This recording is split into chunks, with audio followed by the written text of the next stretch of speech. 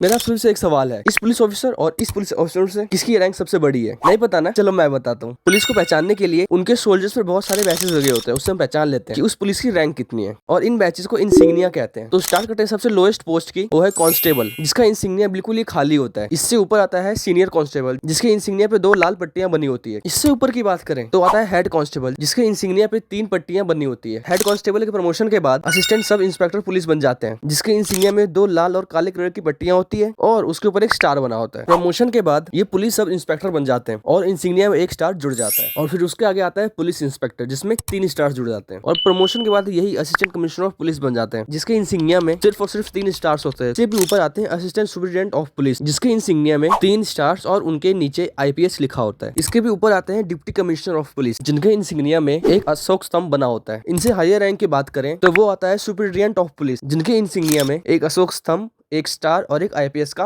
लोगो लगा होता है। SP के बाद आता है सीनियर सुपरिटेंडेंट ऑफ पुलिस, जिनके इंसिग्निया में एक अशोक स्तंभ, 2 स्टार्स और एक IPS का लोगो लगा होता है। थर्ड लास्ट की बात करें तो वो आते हैं डिप्टी इंस्पेक्टर जनरल, जिनके इंसिग्निया में एक अशोक स्तंभ, 3 स्टार्स और एक IPS का लोगो लगा होता है। इससे भी हायर रैंक में आता है इंस्पेक्टर जनरल ऑफ पुलिस, जिनके इंसिग्निया में एक स्टार और एक क्रॉसवर्ड और एक IPS का लोगो लगा होता है। And at last India's biggest police rank is DGP, SDGP and ADGP, जिनके इंसिग्निया में एक अशोक स्तंभ, एक क्रॉसवर्ड और एक IPS का लोगो लगा होता है।